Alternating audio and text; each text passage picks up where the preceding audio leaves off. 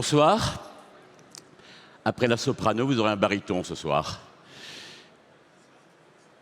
Ce que je voulais vous dire, c'est que j'aurais commencé par ce qu'a écrit une journaliste de province, Paris-Normandie, sur moi, en disant « Passer 2 heures avec John Persanda, c'est une véritable cure de Prozac, et même les plus ardents déclinistes seraient tentés de se remettre en cause. » En effet, je suis un optimiste éternel et je suis un conquérant éternel aussi.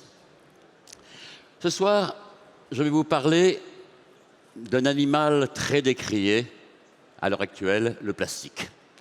Le plastique, ce fut ma conquête. Le plastique, c'est ce qui a fait ma vie. Je suis un ingénieur chimiste et j'ai démarré ma carrière au CEA sur la bombe. Puis rapidement, j'ai rejoint une multinationale où j'ai beaucoup appris. Et quand je suis arrivé à la trentaine, j'ai créé ma start-up. Ma start-up, 4 personnes. Et puis aujourd'hui, nous sommes 1500 personnes, 16 usines en Europe de l'Ouest. Nous sommes devenus leaders européens des emballages ménagers. Les emballages ménagers, c'est sacs poubelles, sacs congélation, films étirables, roues d'aluminium. Et nous sommes devenus un des premiers producteurs mondiaux de matériaux biocompostables et de sacs biocompostables. Alors, je vais vous parler justement de ma conquête et ma conquête du plastique. Le plastique, j'ai été pour, j'ai été avec, j'ai été contre. Et je dois dire une chose, c'est que lorsque j'ai démarré ma start-up, c'est-à-dire quelques années après mai 68, souvenez-vous, pour certains d'entre vous, mai 68, il était interdit d'interdire.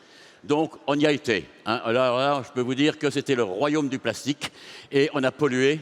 Moi, j'ai pollué, vous avez pollué, nous avons tous pollué pendant des années et nous avons développé notre système social et notre système commercial, nous, et le système de production sur une base, faciliter la vie de nos clients. Et on a innové. On a créé le coulis-sac, le sac de nœuds, les sacs antibactériens. On y a été.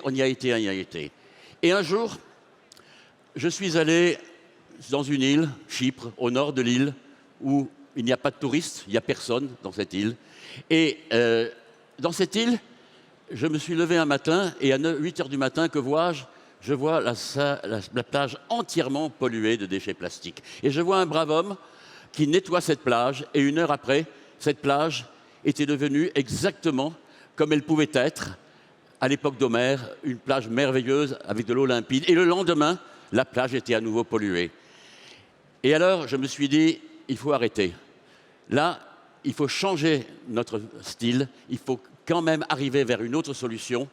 Et n'oubliez pas, c'était en 2005, personne n'y croyait. Et je me suis dit, il faut arrêter le consumérisme, il faut aller vers un développement qui ira vers la planète et vers l'environnement.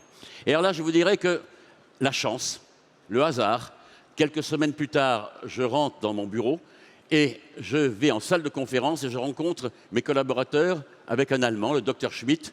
Et le docteur Schmidt, je lui ai dit, mais que faites-vous là, vous? Il dit, je viens vous vendre des matériaux biocompostables à base de fécule de pommes de terre de notre société Biotech. J'ai dit, ça ne m'intéresse absolument pas, je veux racheter votre société. Il me dit, you are serious? Je lui ai dit, yes. Et je me trouve 1 semaine après, au Nevada, chez Herschel, le propriétaire de leur filiale Biotech en Allemagne, et je rachète Biotech. Lorsque je suis rentré, je peux vous dire que mes collaborateurs, soit se sont dit, il s'est payé une danseuse, soit il a besoin d'une camisole de force. Car c'était un marché qui n'existait pas à cette époque-là. Mais pour moi, c'était l'avenir. Et je leur ai dit, nous avons eu 30 ans de consumérisme, 25 ans de consumérisme. Nous avons 30 ans devant nous pour nous axer principalement sur l'environnement et la planète. Et j'ai même changé le nom de la société qui s'appelait SP Metal pour l'appeler Sphère. Alors, je vais pour la première fois à notre laboratoire où des chercheurs en veux-tu, en voilà. Et 200 brevets, pas 1 gramme de produits commercialisés, et tout de suite on me met au parfum, en me disant, vous voulez quand même pas fabriquer les produits, nous faisons de la recherche. Nous avons d'ailleurs, regardez, amené en contrefaçon un de nos confrères, et nous avons gagné 8 millions de dollars. Il faut en vendre des produits pour faire 8 millions de dollars. Alors, je leur ai dit, écoutez, je n'ai pas racheté cette société pour enrichir des avocats et uniquement faire de la recherche est très bien, mais pour avoir des produits, pour justement changer notre vie et aborder un nouveau problème face aux plastiques qui mettent 5 siècles à se dégrader. Vous avez ici des produits à base de matière végétale, de fécule de pommes de terre, qui se compostent, se dégradent en l'espace de 5-6 mois et rapportent quelque chose de plus à la terre. Et alors là, nous sommes mis au travail et nous avons sorti, ce fut notre premier défi, notre première conquête, les premiers sacs biocompostables, et qui ont servi d'ailleurs et qui servent encore et qui vont servir demain, car en 2024, tous les déchets ménagers compostables d'origine végétale devront être collectés et triés et non plus partir à l'incinérateur, car vous savez quand même que les déchets ménagers sont à 35% basés sur des produits putrescibles, et ces produits justement putrescibles sont des produits qui sont à 80% d'eau. Donc aujourd'hui, dans les incinérateurs, on brûle de l'eau, ce qui est aberrant. Donc nous avons sorti des sacs fruits et légumes, des sacs poubelles, qui vont servir au tri sélectif des déchets compostables. Nous avons commencé à Paris dans le 14e et dans le 12e arrondissement déjà. Et ceci va se généraliser à l'Europe entière.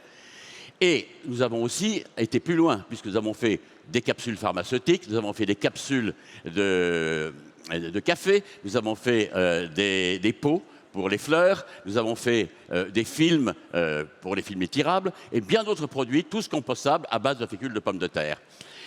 Et alors, je me dis, au bout d'un certain temps, je retourne dans notre laboratoire et je vois notre direction du laboratoire biotech, je vois un Français, un Allemand et un Hollandais, et je lui pose la question, quel est le problème des plastiques? Et ils me disent, le problème des plastiques, c'est connu, c'est ce qui va dans la mer. Je dis, mais trouvez-moi un plastique qui se dégrade dans la mer. Et ils m'ont dit, ça c'est impossible. Je dis, si je vous donne un bonus de temps, alors c'est possible. Et 5 années après, nous l'avons sorti. Et je peux vous dire, aujourd'hui, nous avons un produit qui se dégrade en quelques heures, qui disparaît totalement dans plusieurs mois. C'est le Blue Plast comme matière première. C'est, pour le produit fini, l'océanide. Voilà ce que je voulais vous dire. Notre conquête, elle est celle-là. Et notre conquête, nous continuerons pendant 30 ans à nous développer dans ce domaine-là. Je vous remercie.